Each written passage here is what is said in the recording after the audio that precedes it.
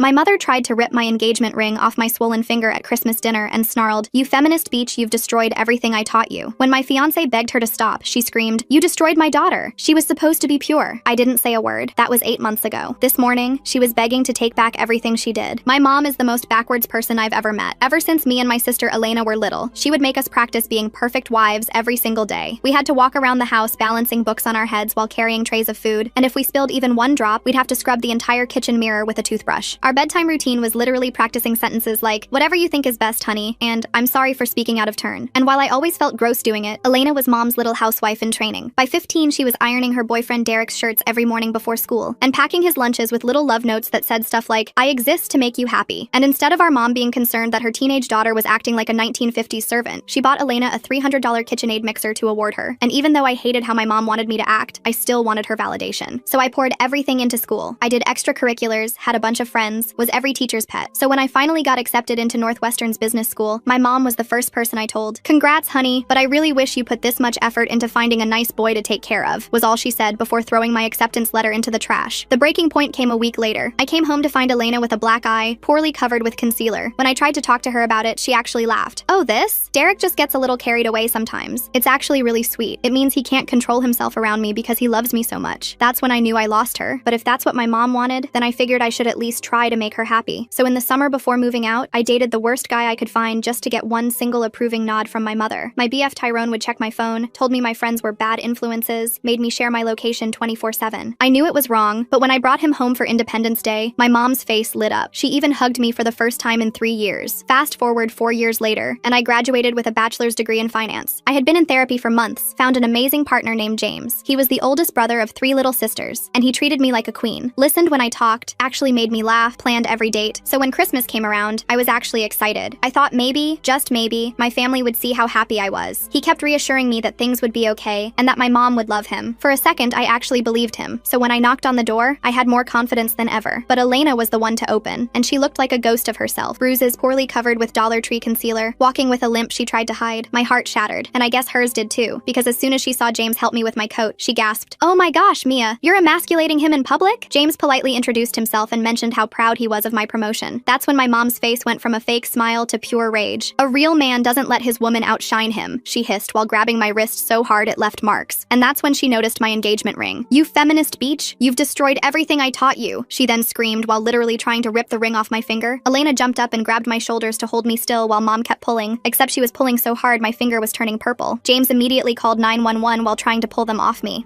I figured by this point my parents would realize they were assaulting me, but no, my mom grabbed a kitchen knife and lunged at James. "You destroyed my daughter. She was supposed to be pure." Meanwhile, my finger felt like it was being torn off and I couldn't stop screaming. Luckily, the cops arrived fast, and by the time the paramedics checked me out, my finger was dislocated and deeply cut from the ring being forced off. By the time the substances wore off, I was furious. My mom kept calling me. James was telling me he's sorry for embarrassing me and asking me if I was sure I still liked him. But all the noise around me simply came in one ear out the other, because I was going to have a relationship with James, and I was going to make my family back off. And make my family back off I did. I blocked every single number. Mom, Elena, even distant relatives who might pass messages. James helped me change all my passwords and set up new email accounts. My hands shook as I deleted years of photos from my phone, but each deletion felt like cutting a rope that had been strangling me. The first week was quiet, too quiet. I threw myself into work, staying late at the office to avoid thinking about what happened. My finger still throbbed where the ring had been forced off, and James bought me a simple chain to wear it on until the swelling went down. My coworkers noticed the bandage, but I just said kitchen accident and changed the subject. Then Thursday morning, my boss McCatherine called me into her office. She had this weird expression, like she'd eaten something sour. "Mia, I received a concerning call about you yesterday. Your mother claims you stole family heirlooms worth thousands of dollars." My stomach dropped. I gripped the armrest of the chair until my knuckles went white. "That's not true. I haven't taken anything from them." She also mentioned you might be having some mental health challenges, said you've been acting erratically, that your boyfriend is controlling you. McCatherine leaned back in her chair, studying me. "Now, I've worked with you for 2 years. This doesn't sound like you, but I had to ask." I pulled out my phone with trembling fingers and showed her the police report from Christmas. Her eyes widened as she read about the assault, the dislocated finger, the knife. "I'm trying to get a restraining order. She's lying because I cut contact." McCatherine's face softened. "I'm sorry you're dealing with this. But Mia, she called 3 times yesterday. My assistant fielded 2 more calls this morning. If this continues, it could affect your promotion review." I left her office feeling sick. 3 years I'd worked for that promotion. 3 years of 60-hour weeks, perfect presentations, bringing in new clients, and my mother was trying to destroy it with a few phone calls. James was waiting in the parking lot with coffee and my favorite sandwich. He'd started doing that, showing up when he knew I'd need support. "How bad?" he asked as as I slumped into the passenger seat. She's calling my work, making up lies about theft and mental problems. I took a shaky sip of coffee. McCatherine believes me for now, but if this keeps up, we're filing harassment charges today, James said firmly. My sister Ashley works at a law firm. She can help us figure out the paperwork. Ashley turned out to be a godsend. She was the middle sister, sharp as a tack with wild curly hair and a no-nonsense attitude. She sat us down at her kitchen table that evening with a stack of forms and a recorder. Document everything. Every call, every contact attempt, every lie. We're building a paper trail. I spent hours writing out dates and incidents while Ashley organized everything into neat folders. James sat beside me, occasionally squeezing my shoulder when my hand cramped from writing. By the time we finished, we had 20 pages of documentation going back years. This is good, Ashley said, scanning through everything. Shows a clear pattern of escalation. We'll file first thing tomorrow. But my mother escalated faster than we could file paperwork. Saturday morning, I woke to pounding on our apartment door. Not knocking, pounding. James checked the peephole and immediately pulled me back into the bedroom. Stay here. It's the police. My heart hammered as he went to answer. I could hear muffled voices. Then James saying loudly, no, she's not being held against her will. This is harassment. I threw on clothes and walked out to find two officers in our living room. The older one looked tired, like he'd dealt with this too many times. Ma'am, we received a report that you're being held hostage by your boyfriend. Your mother says he's abusing you. She's lying. My voice came out steadier than I felt. I have a police report from where she assaulted me on Christmas. She dislocated my finger trying to rip off my engagement ring. I showed them the report, the photos of my injured hand, the documentation Ashley helped us prepare. The officers exchanged looks. The younger one actually sighed. Third wellness check this week that turned out to be family drama. Ma'am, you might want to consider a restraining order. We're working on it, James said. After they left, I couldn't stop shaking. James made tea while I sat on the couch, wrapped in the blanket his grandmother had made. She told our neighbors I'm abusing you. Mrs. Chen was watching through her peephole when the cops came. The next few days blurred together. More calls to my work, more police visits. My mother had apparently made friends with several neighbors, spinning tales about her poor daughter trapped by a controlling man. Mrs. Chen started avoiding me in the hallway. The guy from 3B asked James if everything was okay at home, with this look like he was ready to throw hands. Then Elena started calling. Not my number. She knew I'd blocked her. She called James's phone, leaving voicemails that he'd play for me with the volume low. Mia, this is all your fault. Derek left me. He said our family is too much drama, that it makes him look bad. You ruined everything. If you just played along, none of this would have happened. Her voice sounded slurred in the messages, like she'd been drinking. You think you're so much better than us with your fancy degree and your feminist boyfriend, but you're going to end up alone, just like me. Derek was the only man who ever loved me, and you drove him away. I wanted to scream that Derek was an abuser, that she was better off without him, but what was the point? She'd made her choice long ago. The harassment charges were filed on a Tuesday. Ashley walked us through every step, making sure we had copies of everything. The clerk at the courthouse looked at our stack of evidence and whistled low. This is thorough. Good job documenting. But filing charges just made my mother more creative. Thursday afternoon, McCatherine called me in again. This time, she looked genuinely concerned. Mia, I need to tell you something. Your mother has been calling other departments. She told accounting you embezzle. She told HR you sell substances in the parking lot. She even called our biggest client claiming you've been stealing their data. I sank into the chair, feeling like the floor had dropped out. I'm so sorry. I have harassment charges filed. I'm trying to stop her. I know. I've spoken to legal and they're aware of the situation. But Mia, she paused, choosing her words carefully. The promotion committee meets next week. This kind of disruption, even though it's not your fault, it doesn't look good. I left work early, sitting in my car in the parking lot trying not to cry. 3 years of work, about to be destroyed because my mother couldn't accept that I wanted a different life. When I got home, James was on the phone with Ashley. His face was grim. She started telling people in your hometown that you joined a cult. My mom just got a call from her hairdresser asking if it's true that I'm a cult leader who brainwashed you. I laughed, but it came out hysterical. A cult? That's her explanation for me not wanting to be abused? Apparently feminism is the cult, Ashley said through speakerphone. She's telling everyone you've been indoctrinated by radical feminists at college and James is your handler or something. The calls kept coming. The lies got wilder. My mother claimed I was on substances, that I was pregnant with another man's baby, that James was forcing me into prostitution. Each story was more outrageous than the last, but people listened. People always listen to a crying mother worried about her daughter. My promotion review was pushed back indefinitely. McCatherine tried to be supportive, but I could see the strain in her face every time my mother's calls disrupted the office. Security had to start screening calls. The receptionist began recognizing my mother's voice and hanging up immediately. Then came the wedding planning. James and I had decided on a simple courthouse ceremony. After everything with my family, a big wedding felt like inviting disaster. We picked a date 3 months out, filed the paperwork quietly, and told only his sisters and a few close friends. But somehow, my mother found out. I was at work when Ashley called, her voice tight with anger. Mia, does your mother have a cousin who works at City Hall? Because someone just told her about your marriage license application. My blood ran cold. Cousin Thon, he works in records. Well, Cousin Thon just became an accessory to harassment. Your mother knows your wedding date, time, and location. James picked me up from work early. We drove straight to the courthouse to see if we could change the date, but the clerk shook her head. You'd have to reapply, pay new fees, wait another 3 days, and if someone's already checking records, they'll just find the new date too. We sat in the courthouse lobby, trying to figure out options. Eloping to Vegas felt like running away. Having security at a courthouse wedding felt insane. But what choice did we have? We stick to the plan, James said finally. Let her show up. Let her make a scene. More evidence for the restraining order. But I knew my mother. A scene was exactly what she wanted. The weeks leading up to the wedding were a special kind of hell. The police visits increased. My mother had perfected her concerned mother act, showing up at our apartment complex at all hours to tell anyone who'd listen that her daughter was in danger. The property manager started sending us warnings about disturbances. Elena's voicemails got nastier. You know Derek's brother Brandon is single? Mom thinks he'd be perfect for you. A real man who knows how to keep a woman in line, not like that pathetic excuse you're with. I played the message for Ashley during one of our legal prep sessions. She shook her head in disgust. Save everything. The judge needs to hear how they talk about you. Work became my only escape, but even that was tainted. I'd catch coworkers whispering, see the pitying looks when they thought I wasn't watching. My mother had called so many times that everyone knew my business. The drama girl with the crazy family. 2 weeks before the wedding, James's parents offered to let us stay with them, just until things calmed down. His mom, Catherine, said gently, "You both look exhausted." We packed essentials and moved into their guest room. It felt like hiding, but at least the police couldn't find us there for wellness checks. At least my mother couldn't pound on the door at 3 a.m., but she found other ways. My work email started getting flooded with responses to job applications I hadn't sent. Apparently, I'd applied to every adult entertainment venue in the city. The emails were explicit, asking about my experience and willingness to perform. It had to get involved to trace the source. The applications came from an IP address registered to your childhood home, the IT guy told me quietly. Might want to change all your passwords again. James helped me lock down everything. New passwords, two-factor authentication, security questions my mother couldn't guess. But the damage was done. People at work looked at me differently now, wondering what kind of person attracts this level of drama. A week before the wedding, McCatherine called me in one last time. "Mia, I'm going to be straight with you. The promotion is off the table for now. Not because of your performance, but the board feels this situation has become too disruptive. Maybe next year, once things have calmed down." I nodded, not trusting myself to speak. 3 years of work, gone, because my mother couldn't accept that I didn't want to be abused. James held me that night while I cried angry tears into his chest. His sisters surrounded us, Ashley reviewing legal documents while the youngest, Victoria, made endless cups of tea. They'd become the family I'd always wanted, supportive and kind and normal. We could postpone the wedding, James suggested gently. Wait until the restraining order goes through. No, I wiped my eyes, feeling something harden inside me. She's taken my promotion. She's not taking this too. The morning of our wedding dawned gray and drizzly. Perfect weather for what was about to happen. Ashley had arranged for courthouse security to be on alert. James's parents and sisters would be our only guests, our witnesses to whatever chaos my mother had planned. We arrived early, going through security and finding our assigned courtroom. Every footstep echoed in the marble hallway. Every opening door made my heart race. But for 20 minutes, nothing happened. Just us and the people who actually loved us, waiting for our turn with the judge. Then the doors burst open. My mother stormed in wearing her best church dress, the one she saved for trying to impress people. Behind her was Elena, glassy-eyed and unsteady, and a man I'd never seen before who must have been Brandon. He looked like Derek, but softer, like someone had put Derek's face on a teddy bear. "Stop this blasphemy right now." My mother's voice echoed off the walls. "My daughter is clearly not in her right mind." Security moved immediately, but my mother was faster. She grabbed my arm, nails digging in through my sleeve. "Mia, baby, this isn't you. This man has poisoned your mind. Brandon here is willing to forgive everything, to take you back to the right path." Brandon stepped forward with this rehearsed smile. "Hi, Mia. Your mother's told me so much about you. I think we could be really happy together. I know how to handle a strong-willed woman." James moved between us, his voice deadly calm. "Let go of her, now." "You shut your mouth." My mother whirled on him. "You're not man enough for my daughter. You let her work. Let her think she's equal. Brandon knows a woman's place." Security finally reached us, pulling my mother back. She fought them, screaming about brainwashing and cults and feminism destroying families. Elena stood there swaying, occasionally adding slurred comments about real men and proper wives. "Ma'am, you need to leave," the security guard said firmly. "You're disrupting court proceedings." "I'll contest this marriage," my mother shrieked as they dragged her toward the door. "She's mentally incompetent. Feminism has poisoned her mind. This isn't legal." The doors closed on her threats, but we could still hear her screaming in the hallway. The judge, who'd watched the whole thing with raised eyebrows, cleared his throat. "Would you like a few minutes?" "No," I said, surprising myself with how steady my voice was. "We'd like to get married now." The ceremony was short and sweet. James's family cried happy tears while we exchanged rings, the same rings my mother had tried to destroy. When the judge pronounced us married, I felt something inside me finally break free. Not broken, but free. We were walking out, officially married, when Ashley's phone rang. She listened for a moment, then her face went pale. "That was my office. Your mother just submitted paperwork trying to get power of attorney over you. She's claiming you're mentally incompetent due to feminist indoctrination." I stopped in the middle of the courthouse lobby, feeling the weight of it all crash down. The harassment, the lost promotion, the constant attacks, and now this. My own mother trying to legally control me because I wouldn't submit to abuse. She listed Elena as a supporting witness. Ashley continued, "They're claiming you need intervention before you hurt yourself or others." James's hand found mine, solid and warm and real. His family surrounded us, protective and furious on my behalf. And in that moment, I made a decision. "Okay," I said, squaring my shoulders. "If she wants a legal fight, she'll get one. I'm done running. I'm done hiding. She wants to prove I'm crazy? Let her try." Ashley smiled, sharp and lawyer-like. "Good, because I've been documenting everything. Every call, every lie, every police visit. We're going to bury her in evidence." As we left the courthouse, officially married and ready for war, I thought about the girl I used to be, the one who practiced saying, "Whatever you think is best, honey," until the words felt like poison in her mouth. That girl was gone, replaced by someone someone who knew her worth. My mother had tried to break me. Instead, she'd helped forge me into someone stronger, someone who wouldn't apologize for existing. The war was just beginning, but for the first time, I was ready to fight. The next morning, Ashley had us in her office by 8 a.m. She'd pulled in favors to get an emergency consultation with her firm's senior partner, a woman named McCatherine, who specialized in family law and harassment cases. McCatherine reviewed our documentation with laser focus, occasionally making notes in the margins. "Your mother's power of attorney filing is concerning but poorly executed," McCatherine said, tapping her pen against the desk. "She's claiming mental incompetence based on ideological differences. No judge will take that seriously, but we need to respond aggressively." She outlined our strategy while I took notes with shaking hands. "File counter-documentation from my therapist. Gather character witnesses from work. Submit evidence of my academic achievements and professional success. Build an overwhelming case that I was not only competent, but thriving despite my family's interference." James squeezed my hand under the table. "What about the harassment at her workplace? Can we use that?" "Absolutely. In fact, it strengthens our position." McCatherine pulled out more forms. "We're going to file for an emergency restraining order based on the courthouse incident and workplace harassment. The power of attorney attempt shows escalation." We spent 3 hours in that office, signing documents and providing evidence. The retainer fee made me wince. There went half my savings for the honeymoon we'd planned, but what choice did I have? That afternoon, I returned to work to find McCatherine waiting by my desk. My stomach sank. Had my mother called again? "Mia, we need to talk about yesterday," she said, but her expression was softer than I expected. "It finished their investigation. Your mother sent those inappropriate job applications from her home computer. We're pressing charges for identity theft and cyber harassment." Relief flooded through me. "Thank you. I'm so sorry about all of this disruption." "Stop apologizing." McCatherine's voice was firm. "You're being stalked and harassed. HR wants to implement new security protocols. Your mother and sister are banned from the premises. If they show up, security will call the police immediately." But my mother was always 2 steps ahead. 3 days later, I was presenting quarterly reports to our biggest client when the conference room door burst open. My mother stood there in her Sunday best, Elena beside her looking hollow-eyed and desperate. "There she is!" My mother's voice filled the room. "My poor daughter who's been brainwashed by feminists. We're here to save you, honey." The clients, 2 older men in expensive suits, looked between us in shock. I stood frozen, my presentation remote slipping from my hand. "Mia needs help," Elena added, her words slightly slurred. "She's been poisoned against her family, against God's plan for women." Security arrived within minutes, but the damage was done. My mother managed to shout about my mental illness and dangerous lifestyle before being dragged out. Elena stumbled after her, crying about how I'd ruined her life. The clients left immediately. The contract worth $2 million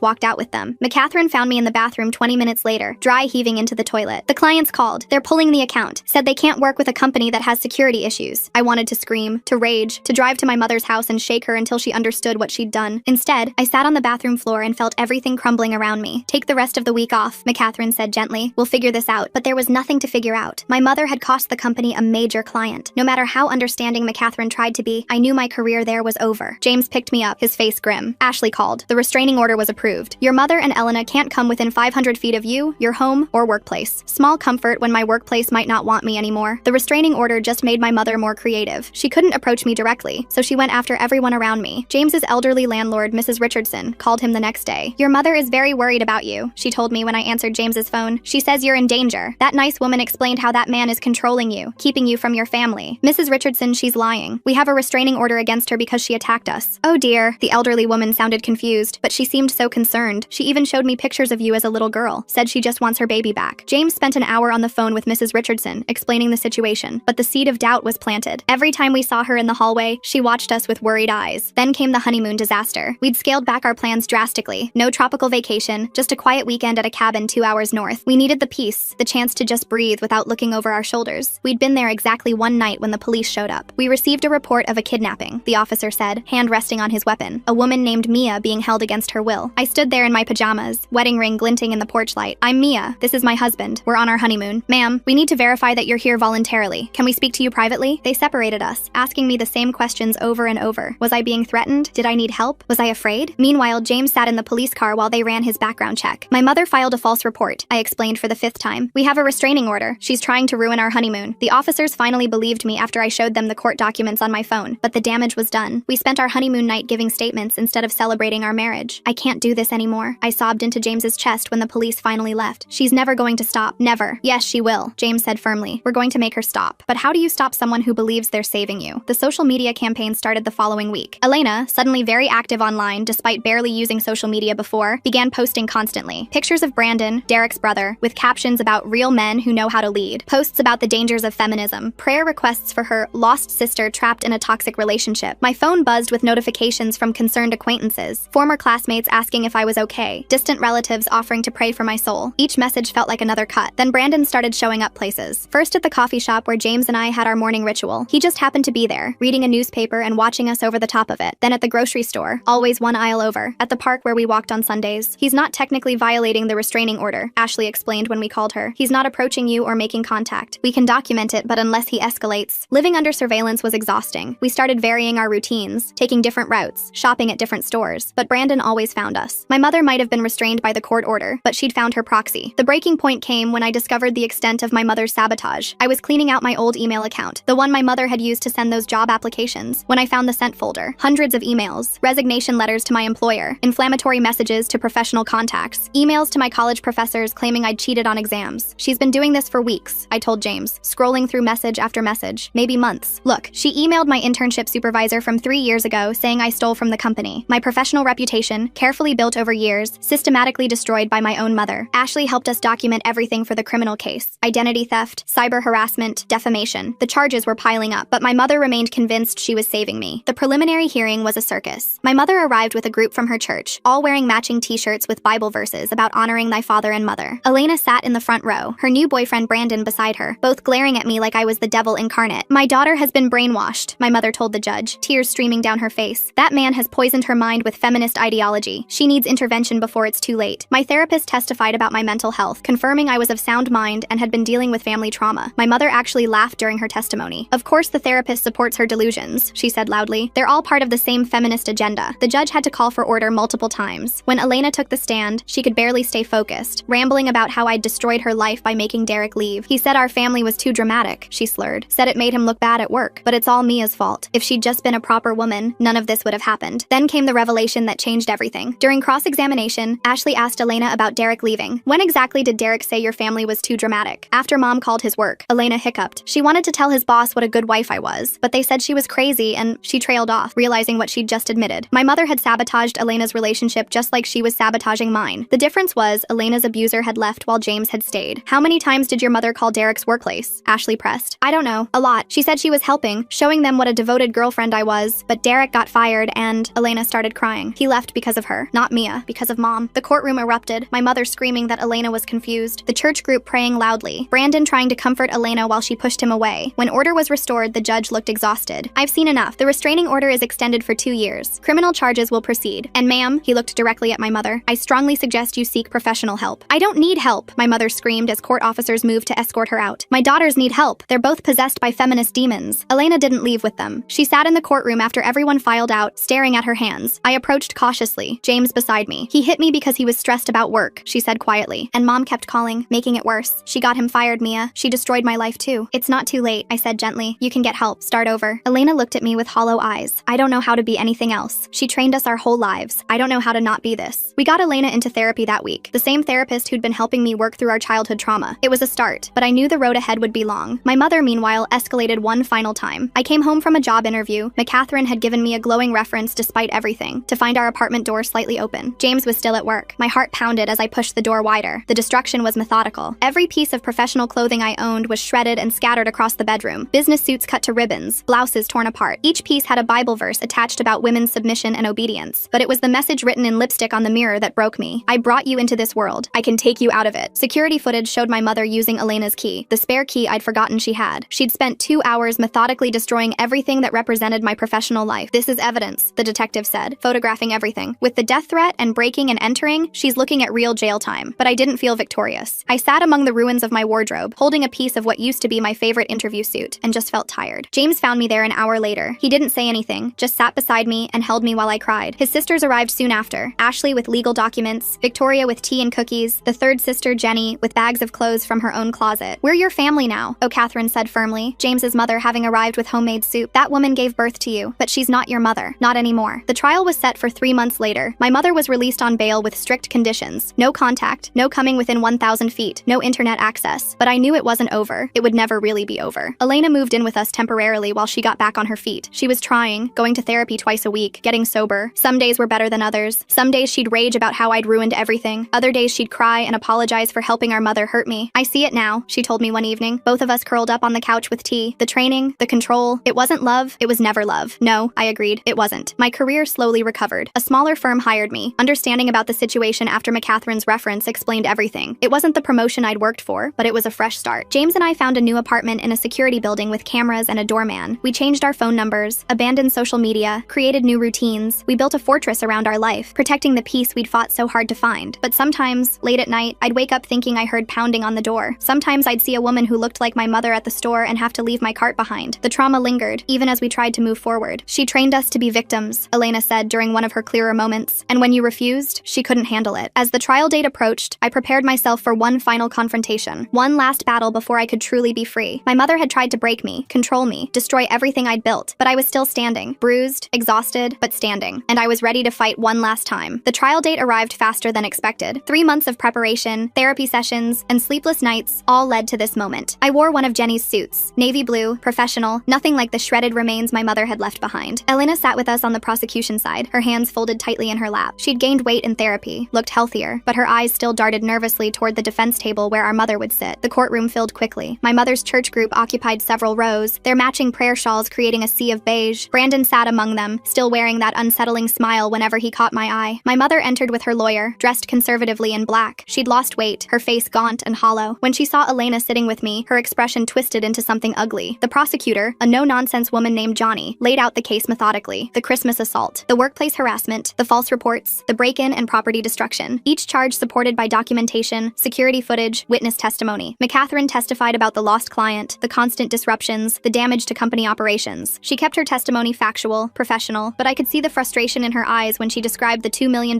contract walking out the door. Mrs. Richardson took the stand next, explaining how my mother had approached her multiple times, crying about her kidnapped daughter. The elderly woman seemed confused by the whole situation, kept asking the judge if she'd done something wrong by listening. Then came the security footage from my apartment. The courtroom watched in silence as my mother methodically destroyed every piece of professional clothing I owned. The precision of it, the time she took attaching Bible verses to each ruined garment. When the camera caught her writing the death threat on the mirror, several jury members visibly recoiled. My mother's defense was exactly what I expected. Her lawyer painted her as a concerned parent, driven to extremes by worry for her daughter's safety. They brought character witnesses from her church, each testifying about what a devoted mother she'd always been. She just loves her daughters so much, one woman testified. Sometimes that love makes people do desperate things. But the prosecution had Elena. My sister took the stand on day 2, wearing a simple dress that covered the fading bruises on her arms. She spoke quietly at first, describing our childhood training. The books balanced on our heads, the practiced phrases of submission, the way our mother rewarded compliance and punished independence. She called Derek's workplace 17 times, Elena said, her voice growing stronger. I counted later, went through his phone records, 17 times telling his boss what a good girlfriend I was, how I ironed his shirts and packed his lunches. They fired him for the disruption. The defense attorney tried to shake her testimony, suggesting she was confused, manipulated by me, but Elena held firm. My mother didn't save me from Derek. She drove him away with her interference, just like she's trying to destroy Mia's life. The only difference is Mia found someone strong enough to stay. My mother couldn't contain herself. She stood up, pointing at Elena. You ungrateful child. I gave you everything. I taught you how to be a proper woman. The judge called for order, threatened contempt charges, but the damage was done. The jury had seen the real woman behind the concerned mother mask. I testified last. Johnny walked me through everything chronologically, letting the evidence speak for itself. When we reached the part about the destroyed wardrobe, she had me identify pieces of clothing from the evidence photos. This was my interview suit, I said, holding up a photo of navy fabric cut to ribbons. I wore it to every important meeting for 3 years. And this? Johnny held up another photo. My Northwestern graduation dress. My mother didn't attend the ceremony, but I kept the dress anyway. The defense's cross-examination focused on my radical feminist beliefs and how I'd abandoned family values. They tried to paint me as an ungrateful daughter who'd chosen career over family. Isn't it true you refused to date men your mother approved of? The defense attorney asked. My mother approved of men who controlled and monitored me. So yes, I refused. And you chose to pursue a career instead of starting a family? I chose to pursue both. I have a career and a loving marriage. They're not mutually exclusive. The jury deliberated for 6 hours. Elena and I waited in a small room with James and Ashley, drinking terrible courthouse coffee and jumping every time the door opened. My mother's church group held a prayer circle in the hallway until security made them move to the lobby. When the verdict came, I gripped James's hand so tight I probably cut off circulation. Guilty on all counts. Criminal harassment, cyber harassment, identity theft, breaking and entering, property destruction over $5,000, making criminal threats. My mother's face went white. She turned to stare at me as the judge read the sentences. 2 years for the combined harassment charges, 18 months for breaking and entering, 1 year for property destruction, 3 years for the death threat, to be served concurrently, with possibility of parole after 18 months. Additionally, the judge continued, the defendant is ordered to pay full restitution for damaged property and lost wages. The existing restraining order will be extended for 10 years upon release. They led my mother away in handcuffs. She didn't scream or cry, just stared at me with hollow eyes. The church group filtered out slowly, some crying, others muttering about injustice. Brandon lingered, approaching despite Ashley stepping protectively closer. This isn't over, he said quietly. Your mother was trying to save save you. Someone needs to continue her work. That sounds like a threat, Ashley said, already pulling out her phone. Would you like to repeat it for the police? He backed away, hands raised, that creepy smile finally faltering. The next few weeks felt surreal. My mother was actually gone, locked away where she couldn't reach me. No more wellness checks, no more workplace calls, no more looking over my shoulder. Elena struggled with guilt. Some days she'd blame herself for testifying. Other days she'd rage about the years of manipulation. Her therapist increased sessions to 3 times a week. I don't know who I am without her voice in my head, she told me one evening. Every decision I make, I hear her telling me I'm doing it wrong. Work gradually returned to normal. The whispers stopped. The pitying looks faded. McCatherine even mentioned that next year's promotion cycle looked promising, though we both knew it would take time to fully rebuild. James's family enveloped us completely. Sunday dinners at his parents' house became our new routine. His sisters included Elena in everything, teaching her that family could mean support instead of control. 6 months into my mother's sentence, I got a letter. The prison return address made my hands shake. James offered to read it first, but I needed to do it myself. It was exactly what I expected. No apology, no acknowledgement of wrongdoing, just Bible verses about honoring thy mother and warnings about my eternal soul. She'd found religion in prison, she wrote. She was praying for my salvation. I burned it in the sink, watching the edges curl and blacken. Elena watched from the doorway. Did you read it? Yeah. And? Same old mom, still trying to save my soul. Elena laughed, but it sounded hollow. At least she's consistent. The first anniversary of the trial passed quietly. Elena had moved into her own apartment by then, a small studio she decorated with plants and photos of us. She'd started taking community college classes, thinking maybe about becoming a counselor herself. I want to help other women like us, she explained, the ones who don't know they're being abused because it looks like love. Brandon eventually stopped his surveillance after Ashley filed harassment charges. He found another woman to handle, according to Elena's sources. We hoped she'd escape faster than Elena had. My career slowly rebuilt. The promotion came through eventually. Not the one I'd originally wanted, but good enough. I learned to stop apologizing for the chaos my family had brought to the workplace. McCatherine became something of a mentor, sharing her own stories of difficult family members. The difference, she told me once, is that you stood up to yours. Not everyone has that courage. James and I renewed our vows on our 2nd anniversary. A proper ceremony this time, with his family and our chosen friends. Elena was my maid of honor, still fragile but standing tall beside me. No disruptions, no drama, just love and support and normal family joy. My mother served 18 months before parole. We learned about it through official channels. The victim notification system worked exactly as designed. She'd been released to a halfway house 2 states away, part of her parole conditions. The restraining order meant she couldn't return to our city for 10 years. Elena panicked when we got the notification. Old patterns die hard, and part of her still expected our mother to show up immediately. But days passed, then weeks, then months. No contact, no violations, just blessed silence. Maybe prison actually changed her, Elena said hopefully one day. I doubted it. More likely she'd found new people to control, new daughters to save. But that wasn't my problem anymore. The last I heard, through distant relatives who still sent occasional updates, she'd joined a new church in her halfway house city. She told everyone there about her 2 daughters who'd been led astray by feminism, how she'd tried to save them and been persecuted for it, how she prayed every day for their return to righteousness. Let her pray. Let her tell her stories to anyone who'd listen. She couldn't hurt us anymore.